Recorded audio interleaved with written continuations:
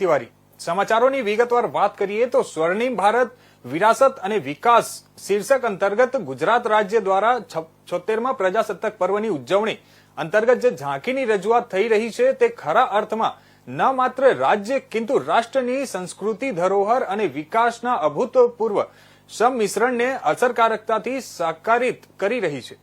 ગુજરાતની ઝાંખીમાં 12મી શહીદના વડનગર એટલે કે અનંતપુરના સોલંકી કાળના કીર્તિ તોરણથી લઈને 21મા સદીની અજાયબી સ્વરૂપ સ્ટેચ્યુ ઓફ યુનિટીના સાંસ્કૃતિક વારસાની સાથે સંરક્ષણ ટેકનોલોજી, ઓટોમોબાઈલ અને મેન્યુફેક્ચરિંગ ક્ષેત્રે રાજ્યની આત્મનિર્ભરતાના વિવિધ વિકાસના પ્રકલ્પોનું અસરકારક નિદર્શન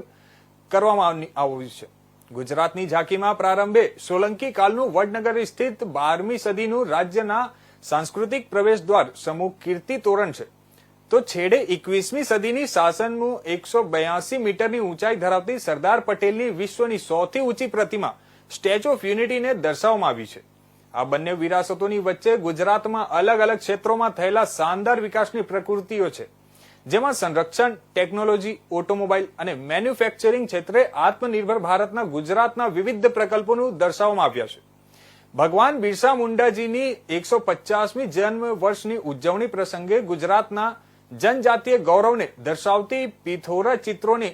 શૃંખલા પૂર્વ વડાપ્રધાન વાજપેયીજીની 100મી જન્મ જયંતિના પ્રતીક સ્વરૂપે સાબરમતી રિવરફ્રન્ટના બે છેડાને જોડતો અટલ બ્રિજ, દ્વારિકા અને શિવરાજપુર બીચ ખાતે સાકારિત થનાર અંડર વોટર સ્પોર્ટ્સની પ્રવૃત્તિઓની સાથે કચ્છી માટી આભલની કલાકૃતિઓ આ ઝાંકીને ચાર ચાંદ લગાવી રહ્યા છે।